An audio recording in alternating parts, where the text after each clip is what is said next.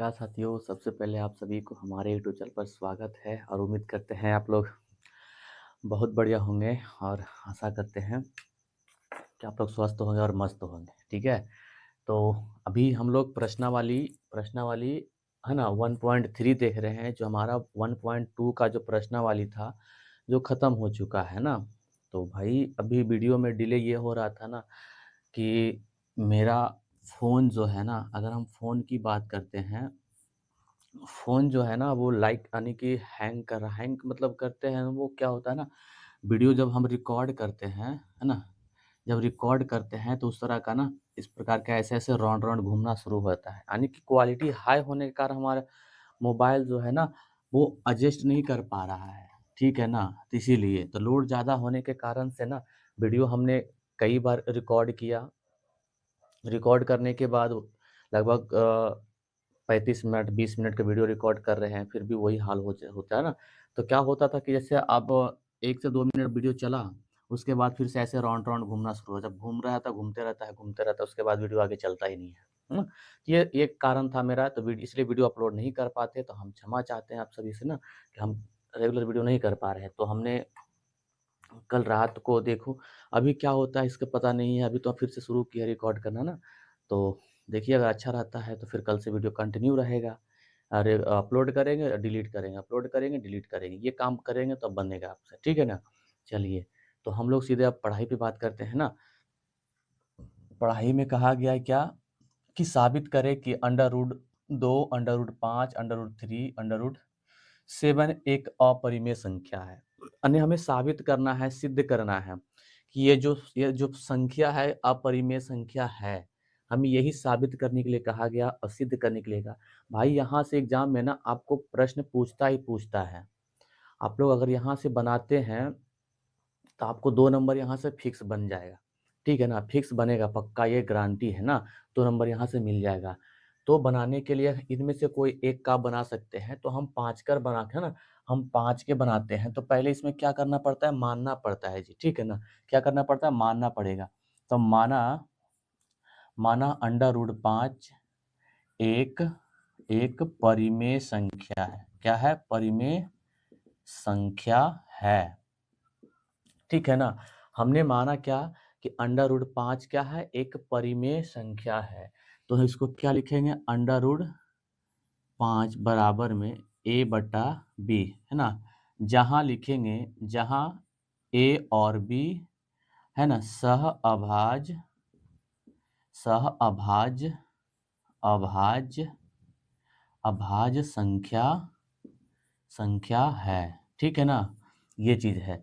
तो पहला माना क्या कि अंडर रूट 5 ना एक परिमेय संख्या है जहाँ a और b एक सह-अभाज्य संख्या है। ठीक? तो ये ऐसे करने के बाद जो होगा ना, अब हम आगे क्या बनाएँगे? आगे बनाएँगे, लिखेंगे दोनों तरफ, है ना? है ना? वर्ग करने पर दोनों तरफ वर्ग करने पर तो ये जो मान दिया गया है ना, ये दोनों को वर्ग करना है। तो पहला क्या करेंगे? 5 अंडर रूट 5 है ना, अंडर रूट 5 का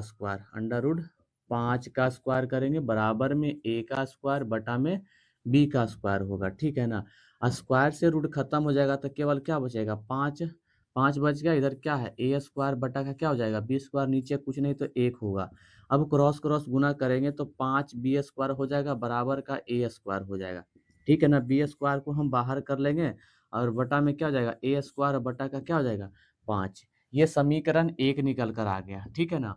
समीकरण क्या निकल कर आ गया? ए। तो यहाँ पर जो है ना, ए जो है 5 से विभाज्य है। ए स्क्वायर 5 से विभाज्य है और 5 भी ए से विभाज्य होगा। ठीक है ना? तो यहाँ पर लिखेंगे हम, यहाँ ए स्क्वायर 5 से विभाज्य है ना? विभाज्य है। अतः अतः ए भी, है ना? ए भी 5 से विभाज्य होगा, है ना? होगा। ठीक, यहाँ तक हो गया। यानी कि यहाँ जो है, यहाँ ए स्क्वायर 5 से विभाज्य है, अतः ए भी 5 से विभाज्य होगा। ठीक है ना? ए भी 5 से विभाज्य होगा। अब इसके बाद जो बनाएंगे, हम पहले इसको मान लेते हैं। यहाँ माना माना a बराबर 5k, ठीक है ना, a बराबर हमने 5k माना है, तो समीकरण 1 लेना हम सबको, ठीक है ना। लिखेंगे समीकरण, तो समीकरण एक में a का मान रखने पर तो समीकरण एक में, तो समीकरण यहाँ पर ये है, तो बी स्क्वायर बराबर में क्या है, ए स्क्वायर बटा कितना हो गया 5, तो बी स्क्वायर बराबर में ए का मान क्या माने 5k, तो 5k का स्क्वायर लिखेंगे, बटा में क्या हो जाएगा, बटा में हो जाएगा ना 5, बटा में हो जाएगा 5, तो बी स्क्वायर बराबर में 5 का स्क्वायर होता है 25, तो के स्क्वायर का के स्क्वायर लिखेंगे, बटा में क्या हो जाएगा 5। फिर से लिखेंगे बी स्क्वायर बराबर में 5 से 5 कट गया 5 बार में, तो क्या आ गया 5k स्क्वायर ना, 5k स्क्वायर बराबर में, तो यहाँ से क्या करना है ना, k को हम बाहर कर लेंगे, k को बाहर करेंगे तो k स्क्वायर बराबर में क्या हो जाएगा, बी स्क्वायर बटा का क्या हो जाएगा 5। तो यहाँ पर भी सेम चीज लिखना पड़ेगा, है ना, यहाँ पर भी लिखेंगे, यहाँ बी स्क्वायर 5 से विभाज्य है, क्या है, विभाज्य है, और अतः अतः है ना, अतः बी भी है ना, बी भी 5 से विभाज्य होगा ना, होगा। बस इतना लिखने के बाद लास्ट में एक चीज आपको बताना पड़ता है, जो ये पूरे जो मैथ हमने ये जो हल किया, इस प्रश्न को जो हल किया है ना, वो लास्ट में बताना पड़ता है, उसी का नंबर देता है भाई।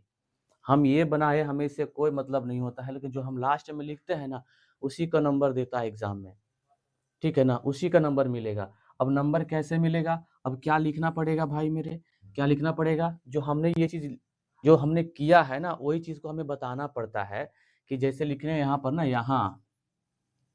यहाँ ए और बी, देखो ए और बी दोनों क्या हो गया, देखो ए हो गया, यहाँ बी हो गया, ए और बी दोनों क्या हो गया 5 से विभाज्य है, ए और बी, या तो ए और बी दोनों क्या हो गया, दोनों 5 से विभाज्य है, दोनों 5 से विभाज्य है, ठीक है ना। पहला लिखा गया, पहला स्टेप हो गया कि ए और बी दोनों क्या है 5 से विभाज्य है, तो हमने उसे क्या माना था, कि हमने लिखेंगे यहाँ, हमने उसे क्या माने थे, सहअभाज्य संख्या, हमने उसे ए और बी को सहअभाज्य संख्या हमने उसे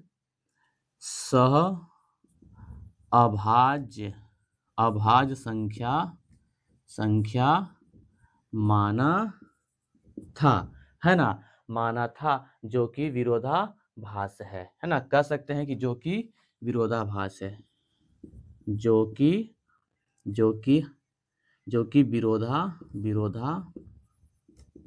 विरोधाभास है ना, विरोधाभास है, इसलिए हमारी परिकल्पना गलत हुई, है ना, इसलिए लिख सकते हैं कि इसलिए हमारी